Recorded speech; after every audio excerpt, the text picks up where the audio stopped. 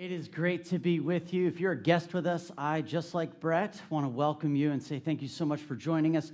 And just let you know that my hope and my prayer for you is the same as it is for every single person who joins us whenever they join us in person or online. And that simply is this, that no matter where you find yourself in your faith today, that you would be able to take one step towards Jesus, because that's what we're all about as we gather together. So I'm so excited that you're here.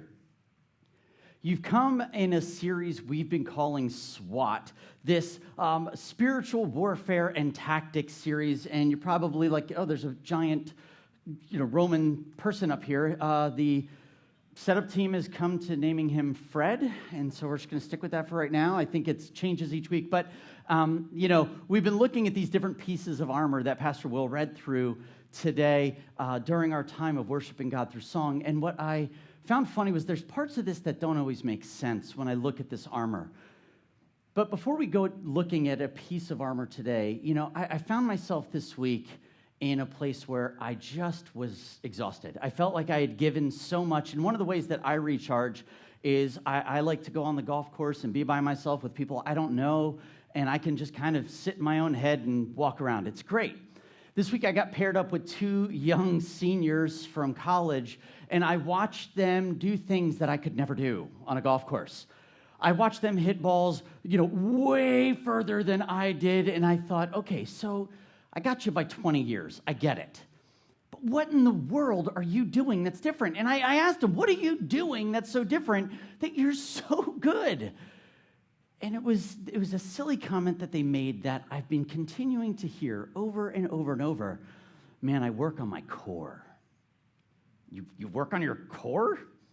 What are you, an apple? Like, I don't understand. What does that even mean? They're like, the muscles right in here, in your back and your stomach and, your legs and your core. How many of you work on your core? Okay, a handful of you here. I didn't know that this was a thing until like the last couple of years that we talked to. Did anybody hear the word core 20 years ago? Okay, I know I'm not like a super athlete here, so, complete ignorance. But I thought, what do you mean, your core? And they kept saying, everything about the way that you swing, the way that you move, it's all in your core. And I was like, I don't understand. But what they were saying is each part of the mechanic of my swing or the way that my strength is built kind of starts right here. And I need you to keep that picture in mind, because our core is something we talk about on the physical level in our lives, but we very rarely talk about it in the spiritual world of who we are, is building our core. And this is where we're going to be going today, to talk about our core. And then Pastor Will did an amazing job of reading the passage in Ephesians that we're going to be going through. So I don't really feel the need to read through this again. But what we know is that, the Apostle Paul is writing to this church in Ephesus saying, guys, it is time to put on the full armor of God, to put on the full armor and get ready. Because if you missed last week, you know that this is Paul's battle cry to the church. And he's saying, church, it is time to wake up, because the Christian life is not a playground. What is it? It's a battleground. The Christian life is not a playground. It's a battleground. All day, every day, there's an invisible war raging around us. You may not see it in the physical realm, but it is all around you and I in the spiritual realm, whether we would choose to believe that it's true or not. It's happening. And the enemy, the devil, Satan, he is cunning.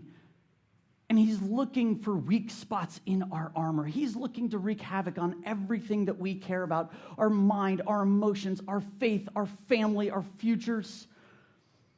And if you were here and you would call yourself a follower of Jesus, someone who has placed their trust in the life and the teachings of Jesus Christ, then whether we like it or not, we find ourselves in the crosshairs of the enemy. We are at war. But the good news is we learned last week that Satan is not God's equal. He's not his equal. He is his enemy, but he's not his equal. When Jesus gave up his life for ours and he sacrificed his life on the cross for you and I, he defeated Satan, he defeated sin, he defeated death once and for all. Amen? So Satan is a defeated enemy. You have to know that. But that does not stop him from harassing, intimidating, and bullying every single human that he can come in contact with. And that is why God gives us the armor of God. So at the time that Paul's writing this letter to this church in Ephesus that he loves so dearly, he's under house arrest in Rome. And house arrest means that he can kind of come and go, but he's always got a guard with him. And this would be the complete makeup of a guard. This is what they would be wearing. And it's like, oh, cool, check this out. And as Paul's writing, he's got all of these pieces in mind. And he's kind of saying to the believers of that time, the followers of Jesus, we got to get ready for battle. And if you're going to get ready for battle, how do you get... Hey, there's the things that we need to put on. And he begins to unpack each of these articles. And I'd love to read that again so that we could see them. And you can find the armor of God in Ephesians chapter 6. It'll be more towards the right-hand side of your Bible. These are the words of Paul. He says, stand firm then. And if it's in italics up there, go ahead and read it with me. Stand firm then with the belt of truth buckled around your waist, with the breastplate of righteousness in place, and with your feet fitted with the readiness. Come on, we could do that one. Is it feet fitted? Yeah, there we go. And with your feet fitted with the readiness that comes from the gospel of peace. In addition to all of this, take up the shield of faith with which you can extinguish the flaming arrows of the evil one, and take the helmet of salvation and the sword of the Spirit, which is the word of God. These are the 6 powerful pieces of the armor of God that are all activated when we begin to pray and commune with God and ask him to help us put these on. And so today, I would love to look at the first piece of armor that the Apostle Paul mentions, and that is the belt of truth. He says in Ephesians 6, stand firm then with the belt of truth. The belt of truth buckled around your waist. This is kind of a weird place to start. Wouldn't you agree? When you got up this morning, did you put your belt on first? No, that's weird. We don't do this. Belts are fashion accessories, right? What do you need to know about a belt? A belt, keeps your pants up. Make sure that your belt matches your shoes if you're going to go somewhere. These are things that are important. This is not the first thing we think about. But for Paul, when he's talking about the belt of truth, he's got something like this in mind. He's got a weightlifter's belt. Now, you could tell this is still folded because I don't own a weightlifter's belt. I don't weightlift. But what I know is that when I see people, whether it's in the Olympics or those of you who scream CrossFit when you do it, because the first rule of CrossFit is talk about CrossFit, right? So I get it. I know it. I don't even belong to it, but I know the rules. Listen, when Paul has this in mind, he's writing and saying, I need you to put this on. And when they put on their belt, it was super thick, it was large, and it was heavy. It had lots of buckles, lots of ways that you could begin to tighten this up. And the reason that you would put your belt on first is because your belt was the core of your suit. Every other piece of armor, which adds up to like 70 pounds of armor, would hang and be contingent on your belt, on your core. And so Paul is saying, listen, you put on the belt of truth. You start with your combat harness. You're about to step into some very strenuous work. This isn't easy. You don't need your target accessory here. You need a weightlifter's belt because it's about to get real what you're stepping into. And what do we need to get ready? This is the belt of what? It's the belt of truth. Paul points us to a virtue here. He points us to the virtue of truth. Paul says, listen, God's truth is your core. This is your support. This is what you hang all of your life on. Everything that you are about to put on and go into battle with depends on your core support of God's truth. And like I said, we use this idea of core when it comes to working out in our physical body. But Paul is saying that's fine. But don't miss your spiritual core. Don't miss working the muscles and getting ready for the battle that you are about to go into. So Crossbridge, I believe we've got some core workouts to do in our spiritual world. Because without a set of core convictions, of biblical truth in our lives, we will not stand firm in a culture of compromise. I mean, let's be honest, right? Our culture today does not take a stand on truth with a capital T. They do not take a stand on truth. I know that. In fact, when it comes to this idea of absolute truth, our culture is not firm. It is not strong. It's flabby. It's weak. Paul says, listen, if you don't stand your ground and survive the enemy's attacks, you're in trouble. So you need to start working on that core so you know what he's coming at you with. You need to have a set of beliefs that are anchored in God's objective truths. Why? Because the devil deals in deception. The devil deals in deception. His deception, his primary, maybe scheme, if you will, it's his strategy to come at us. It's deception. Let me just take a second here. Can I tell you how strategic and how much of a dirtbag the enemy is? Am I allowed to say dirtbag?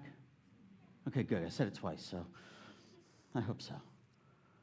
We learned last week, the enemy studies us, doesn't he? He's looking for the pieces in our armor that are weak. And if he can get to those spots, he can get to us. And everyone's armor is going to look a little bit different. Everyone's weaknesses are going to look a little bit different. But the vulnerabilities that we have, he's going after so that he could trip us up and he can kind of take us from a place of truth to a place of compromise.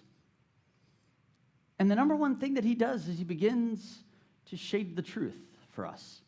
He weaves illusions. He whispers lies. He is so cunning and sinister. You often don't even realize that you're being deceived by him.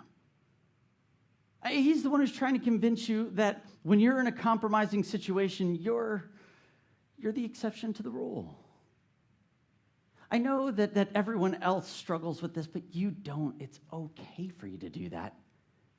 You could be strong enough. You're going to be okay. You're not like everyone else. You won't get caught. He's the one who tempts us to believe that God didn't mean exactly what he said.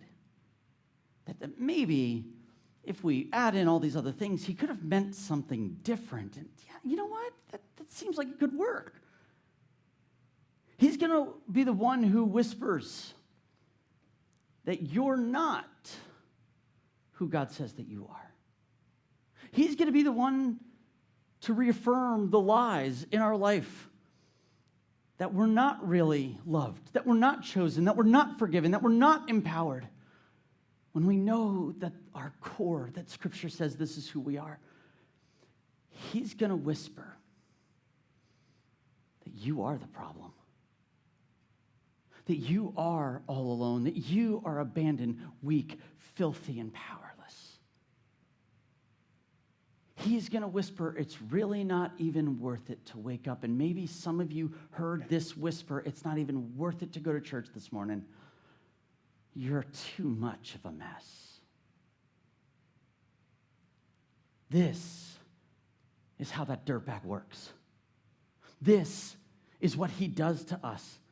He twists our perceptions of reality. These unhealthy relationships that some of us find ourselves in. You know that relationship where you're like, yeah, but they do love me and they say that it's good, and yet it's so abusive and codependent. But somehow we've been convinced we cannot live without that person.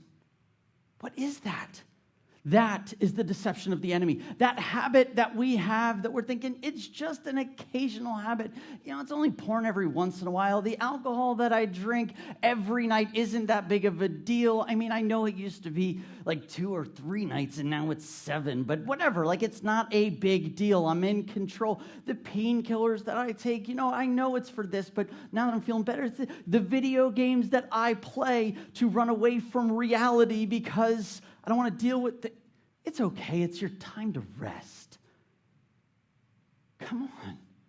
These are lies that we buy into. The little white lies that we tell, and we've convinced ourselves It's really, so I didn't tell the complete truth. It's hyperbole. And everybody lies, so you know what? It's not really hurting anybody. Crossbridge, wake up to the truth. Satan is the father of lies, and he distorts the truth. He twists our reality so that we get this warped perspective on what's happening around us, and our beliefs get all scattered, and we don't know what's true, we don't know what's not, and we find ourselves believing things that aren't true and rejecting things that are. Have you ever been around a person that you know you could see the path they're on is a horrible one? They cannot see the truth of the path that they're on, and you know it's going to lead to destruction. And no matter what you say, they won't listen. Do you know that person? Have you ever been that person? Man, I look back at my pictures from junior high. Whew. Maybe this is dating me, but all my family, my friends, I knew what was cool at that time. And you don't need to amen if you did it, but I'm going to let you just sit in this. If you grew up when I did in junior high, you know how cool it was for your super baggy pants to be worn super down, right? And your belt was not an accessory, it was a necessity, because your pants were going to fall, at least in the place where I grew up. Haircuts, let me tell you how cool this was. I used to grow it really out so I could flip it up here and shave it all the way under, or maybe just cut it around with the bowl. And my glasses, I made sure that they looked cool. When I look back, I thought I was the coolest person in the world. Hot stuff. I still can't figure out why the ladies didn't come running. Maybe it's because I couldn't see the truth of what all of those ladies saw, what my family saw, what my friends saw. Is, Jimmy, you look like a hot mess. This is not working for you. The truth was, I thought it was, and I believed that I looked great. The reality was completely different. And what does the enemy do? He gets us and deceives us into thinking that we're walking in the truth when in reality, we are not. And because he's so deceitful, we are so easily deceived. Well, I'm so easily deceived by my own desires, my own feelings, my blind spots. This is why we need to work on our core. This is why we need to be strong and sturdy with this belt of truth, making sure that everything is strong. And when we have this strength, it's huge. But let's be honest, you're not putting on a weightlifting belt tomorrow, are you? This is our sturdy belt of truth. This is what we stand on, and we need some sort of unchanging, objective standard of truth and beauty that's outside of ourselves. We need something that's going to give us a clear, reality-based perspective of what's happening in our life. I'm just going to say it, we cannot always trust our five senses. We can't always trust what we see, what we feel, what we hear, what our feelings are going to say, because the truth is the illusion around us is just too powerful. We have to have something outside of ourselves that we can test the truth of every decision that we have to make. Every opportunity that gets presented to us, the path that we have to choose to go on. We need something reliable to run it past. So, what is truth then? Capital T truth, according to the Bible. Truth is God's opinion on any matter. Truth is God's opinion on any matter. Can we say that together? Truth is God's opinion on any matter. Not your opinion, not my opinion, not your family's opinion, not your parents' opinion, not the opinion of CNN or Fox News. The truth is only and always will only be God's opinion on any topic every time.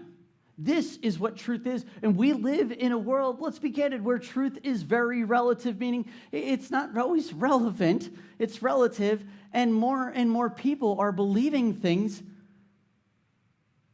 like there's no absolute truth. Truth is not some fixed moral point. It's relative. It's based on your perception. It's based on the way that you see or the political party that you adhere to. It's based on your cultural lens and where your family came from. And let me tell you, if it works for you, it must be truth. In fact, a recent study by the Barna Research Group, it revealed some eye-opening statistics when it comes to the 70 million kids and teens that make up Gen Z. If you're part of Gen Z, just give me a hand there. You're born between 1995 and 2015. Okay, awesome. Yes, this is Gen Z. And as they began to figure out this survey, they were trying to see how does this generation perceive truth. So when they started asking questions, like any great survey would do, you want to ask a baseline question, something that you think everyone would agree to so that you can go, okay, this is not a wild collection of people. And so what they did was they kind of threw lobbed a softball in there, one of the 10 commandments when it comes to what is truth, and they simply asked, is lying morally wrong? Is lying morally wrong? Please remember, this is the most racially, religiously, and sexually diverse generations in American history. And 34% agreed that lying was wrong. 34%, only 34%. That's a third of an entire generation. Lying is morally wrong. Now, maybe when you look at this, the generations that were surveyed before were lying about lying, and Gen Z is the first maybe generation to tell the truth about lying, that they lie and we're okay with the truth. Wait, now, listen, here's what I know. We're all a bunch of liars. Here's what I know, that somehow as this has fallen off, I think that we're okay with this statistic going down and down because I think Generation Z, and as much as I'd hate to admit it, I think this permeates all of our generations. So this way you can't look and hate on what they do and be like, I can't believe it, because guess where they learned it? From us. So if it's like, oh, it's not our fault. Yeah, it is. See that number going down? I think the truth is that all of our generations are beginning to believe that the right beliefs or the truth is simply the ones that don't hurt anybody else. Generally, we view absolute truth as relative truth. It's all subject to interpretation. Have you noticed this? Do you see this around you? This is so real in the land that we live in America. We have all sorts of relative truths, which I would argue are simply just really fancy lies from the enemy. Lies like everybody has their own truth. Everybody's got their own perspective, their own opinion. They see what they want, and what they see is truth. So your truth is based on your education, your political perspective, what the culture around you thinks. The enemy wants to get us in a place where we can trust our intellect, right? I've studied more about this than you, so therefore I know what's more true than you do. And whenever we sit in a room and we lean on our own intellect to determine the truth of any situation, the enemy has us exactly where he wants us, because we begin to think, well, we're the exception to the rule because we're smarter than that. I have the degree. I have the high IQ. Maybe for others of you, you got the high EQ. Your feelings have dictated exactly where you are in life, and they've always worked out for you. You kind of feel your way through life, and your feelings are they're your guide. Feelings are very important as well as intellect and education, but listen, just because something feels true doesn't mean it's true. If the enemy can get you to trust your feelings, he has you in the palm of his hand, because feelings don't have a brain. They're not smart. They're the feels. But just like our intellect is important, our feelings are important, but we cannot trust either of them completely. But we believe the lie, and we tell each other all the time, you know what? You know you best. You do what makes you happy. I mean, if it makes you happy, it can't be that bad, right? If you think it's right and you feel like it's right, the truth is, it can't be wrong. Well, guess what? It's wrong. It's wrong.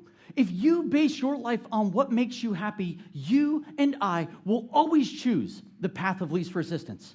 We will always choose what's most convenient, what's the easiest, and what our friends tell us to do. We will always choose to do what our flesh wants us to do and what the culture celebrates around us, and you will never, ever be happy. Do you know why? Because the target that we're throwing out of happiness constantly changes. And when you think you've gotten it, the measuring stick has changed on us. This is why we need something solid, something stable, a core set of beliefs, God's eternal opinion on earthly issues. Because the lies are all around us. And what may be the biggest lie that we buy into as a nation is that all roads lead to God. I hear this all the time. I mean, as I get to be with people and it's like, oh, what do you do? It was so funny this week. What do you do? I'm a pastor. Well, I've never met a pastor. Okay, cool. Now you have. Am I supposed to do something, say something? Like, it's been 17 holes, man. We're good. You've said it all. You know, I don't really go to church, but it's okay because, you know, I do believe in some kind of God. And as long as we're all doing the right thing here, we're going to be okay, right? It's all one big path that ends up in the same place. Maybe you've heard it. We just call that God different things. Maybe it's Vishnu. Maybe it's Allah. Maybe it's this idea of karma. And if that works for you and you're just doing the right things, we're going to end up in the same place, aren't we? It's okay. Just stay on that road. Listen, I understand that this sounds tolerant. I understand that it feels open-minded, but there's just one problem with it. It's not the truth. It's just not the truth. In John 14, Jesus declares so clearly, I am the way, the truth, and the life, and no one comes to the Father but through me. Do you want to know the core truth? The truth is a person. The truth is a person, and he has a name, and his name is Jesus Christ. Amen? He says, listen, I'm sorry. I know that you think there's lots of ways, but the path to heaven isn't based on what you want to believe, on your personal feels. It's based on my blood. It's based on the fact that I sacrificed myself for all of humanity, that you would join me in this endeavor, this commitment to the church of redeeming the world and showing them the love of Christ. That my blood is what has covered your sins. It's revealed that you're blind and can allow you to see. Your lies, you don't have to buy into this self-deception that we live in. You don't have to live in this. The truth isn't based on our knowledge and feelings. It's not based on what we want to be true. The truth is based on a person because he is a person. And when the world around us says there's many gods, and Jesus doesn't say that, he says it right here, that I am the way and the what is it, church? The truth. I am the way and the what? I am the way and the what? The truth. I'm the way, the truth, and the life, and no one comes to the Father but through me. This is an absolute truth claim made by Jesus in the Word of God. And every single human will have to decide what they do with this. Do I accept that truth or do I reject it? Is he telling the truth or isn't he? Paul says, first thing we got to do when we get ready in the morning for battle is put on the truth. Put on the belt of truth. We have to have a set of core beliefs about Jesus, about God, and about the reality we live in. My question for you is, where do your values and choices hang? What truths do they hang on? Is it what you want to believe? Or the unchanging Word of God? Sadly, I think many of us, as followers of Christ, we waver on this. When it comes to clear convictions and actually responding to what we read in the Bible, we tend to be like sifting sand. We shift when the wind blows, the water moves a certain way, we shift with it. We waver, we cave, we compromise. You know, Charles Spurgeon had a famous prayer I've been praying more and more recently, and it just says this: Lord, help me tell the difference, not just between right and wrong, but between right and almost right. Man, that's the discernment that as followers of Jesus we need in a world that is rapidly changing. It is constantly being warped. This is why we need to strap on that belt first. Amen? But I know that seems crazy. And it's like, cool, Jim. What am I supposed to do with that? So I kind of want to give you a little bit of an illustration to help you know, what do I do with this after church? What can I do with this tomorrow? And so I'm going to invite Jeremy to come on up here. And Jeremy's going to be a great illustration for us. And anytime I ask someone if they want to help, it's a risk. So would you give Jeremy a round of applause as he comes up? Jeremy, you look great. Thank you. What is this that you're wearing now for us? This is a tunic. This is not a dress. It's a tunic. It's a tunic, not yes. a dress. Okay, I like it. What's great is in the first century, this is pretty much without the cool pockets. This is what every man and woman would be wearing. If you travel to the Middle East, they still wear this. And in every different culture throughout the Middle East and many in Asia, they just have different names, but it's a one-piece garment that's perfect if you are walking around town. It's very airy. It's very breezy. There is one problem with this type of clothing, and that's simply if you needed to get to some hard work, where you really needed to get into something, or if you were about to get ready for battle or you needed to run, there's a problem. Jeremy, if you had to get ready for battle or get ready to run, how much freedom do you have in this? So, all right, so you can't really get past about a 3-foot spot there. How high can we lift? Yeah, so we're stuck. Listen, there's not a lot you could do with that, is there? If you're trying to work, you're stuck. So this is why, especially for the men who are out working and the women who are out working, they wore a sash a lot of times. And that sash they would take off, and they would, here, I'll hold this for you. They would begin to take it off, and when they needed to get into the work or the war, they would tie it around their waist. And when they tied it around their waist, this restriction that they now have begins to open up a new sense of freedom that they've got. And so this is called, oh man. They would take it, let me just show you, and they would tuck it in. Now with that leg, Jeremy, how high can we go? We can go all the way up. This is what it is. This is called girding your loins. Girding your loins. This is what Ephesians chapter 6, verse 14 says, and some of you may know this verse, that gird up your loins with the truth. Jeremy, did you ever think you'd be girding your loins in front of church? No, when you first asked me, I was like, I don't think we're allowed to do that on Sundays. Yeah. So now what's great is you're online with everybody watching you gird your loins. So, hey, this is great.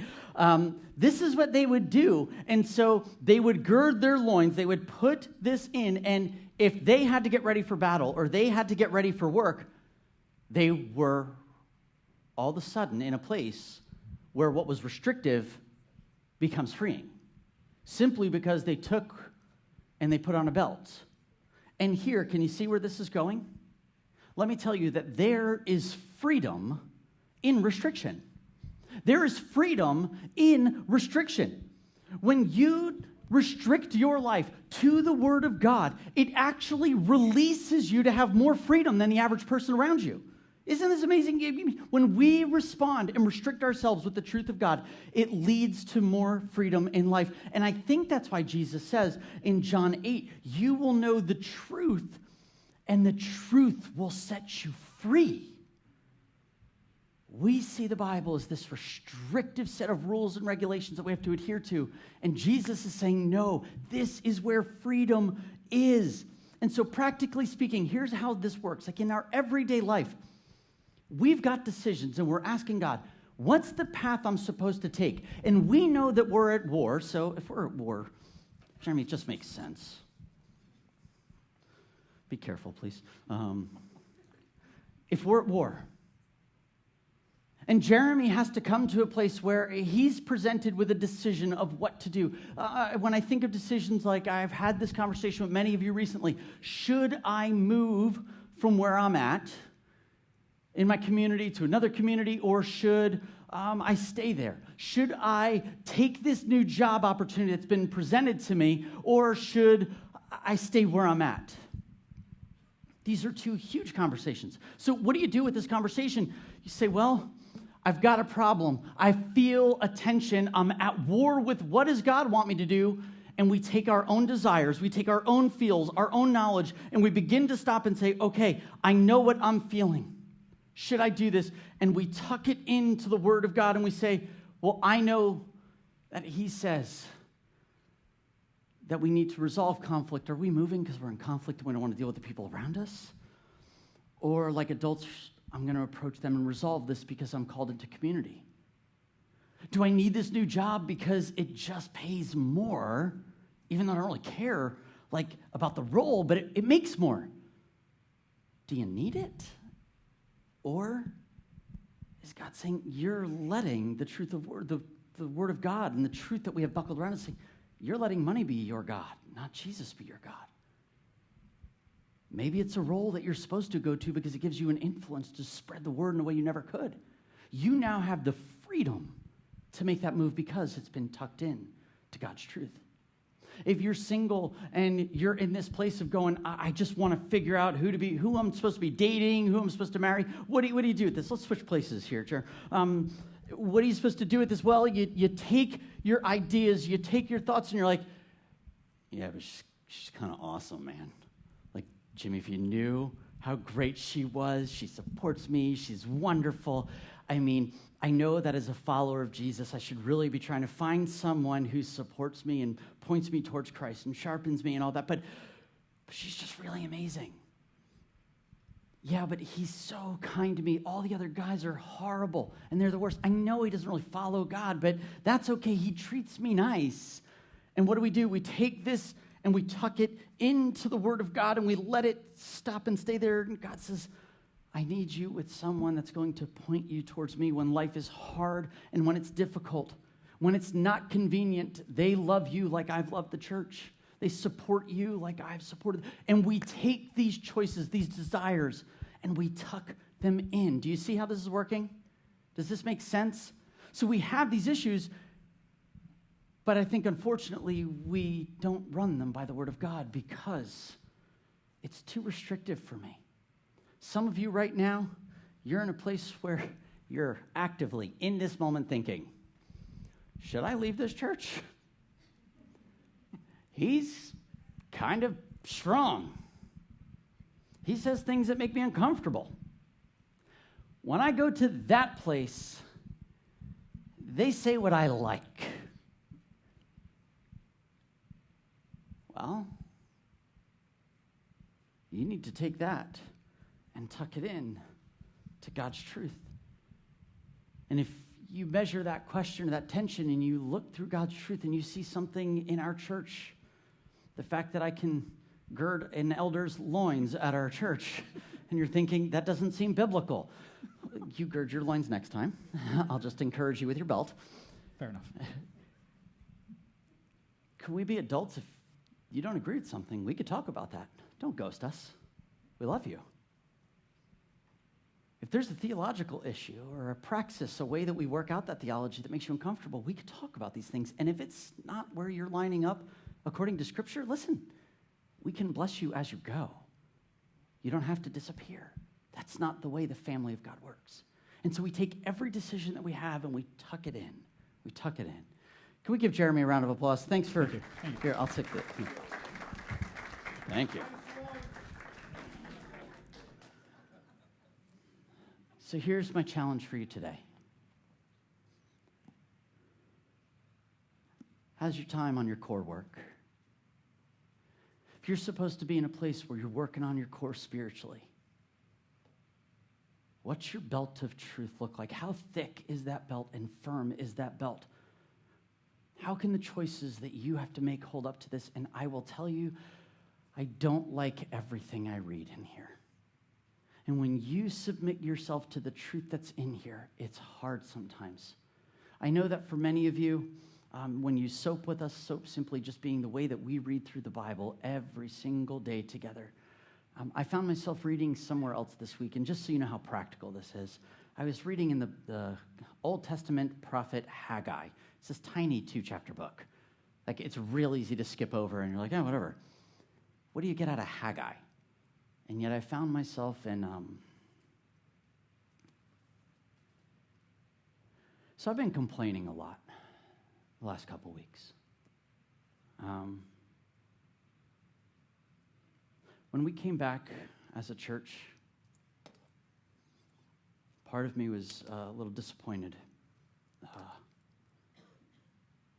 in who didn't come back. Part of me was disappointed on the room feels different, the engagement feels different. It's not like it was before. And I'm just being transparent with you because it was not fun. And as I began to read Haggai this week, it was Monday morning, there's this moment in Haggai where God speaks to this nation that's come out of Jerusalem, and all they're doing is, or they've come out of Babylon, and it's this exile that's supposed to rebuild the temple. And they get strength to do it for 30 days, but after 30 days, they begin to complain, and not just about the work, but they're like, it's not like it was before. This temple doesn't look, it's not as big as the other one. It's not as decorated as the other one. It's not this as the other one. And God just took this sword of the Spirit and squinched my belt nice and tight and went, do you want to be a kingdom person, Jimmy? Or are you going to be a person who complains about what was? Do you care more about the church that was or the church that is? Because what I'm doing in your life now is different than I did then. And what I'm doing in the life of your church is different than I did then. I love them more than you do, and their future glory is far more magnificent than you could imagine. Take strength now and live in the now, Jimmy, not in the was. I did not like reading that. But I've never been more free to love the people in front of me than I am right now. Because I don't have to compare us to what we were. Because we are who we are. And that's what matters, right? What does your belt look like? What's your truth? Do you know his name, Jesus, and have you placed your trust in him? This is how we start and we fight our battle. With our hands lifted high, just like we sung about. Our truth begins with Jesus. Our truth is found in this word. And I know I joked about it with Jeremy, but our truth is tightened by each other as we encourage and say, this is the truth. Without each other, without Jesus, without the word, we're never going to fight this battle well. We do it together, amen? I'm going to pray and invite Jeremy Tunic-free to come up to lead us in communion, to celebrating the absolute truth of Jesus in our life today. So would you pray with me? Jesus, I confess to you that I don't like the uncomfortable of tucking that tunic in my life. I don't like how it feels to feel restricted by things. It bugs me. But I will continue to lean on the truth of your word, that as I adhere to this, as I submit to what it says, even when I don't agree with it, it brings so much more freedom to my life than it does hindrance. That in this sharpening moment, even this week, I was ready to quit this stuff of saying, I don't like when it's uncomfortable. Yet I've never felt more alive to love the people around me because you needed me to build that core. God, I pray a special blessing over Crossbridge, over those in person, over those online. God, that you would allow us to far overcommit ourselves to your word, to dive in so deeply that, Holy Spirit, you would bring out things in our time of reading that would sharpen us, that would strengthen us, that would allow us to have a belt that we could hang the rest of this armor on so when the enemy fights against us, we don't just look good. We're as strong as could be because of your core. God, for those who are like, I don't know what to do with this, Holy Spirit, would you bring conviction in a way that would annoy us when we aren't in the Word? That it would nag at us. And when the defeats come this week, and they will, we would be able to look up, see you, gather up our feelings, and tuck them into the Word of God. Holy Spirit, would you be with us? In Jesus, the truth's name we pray. Amen.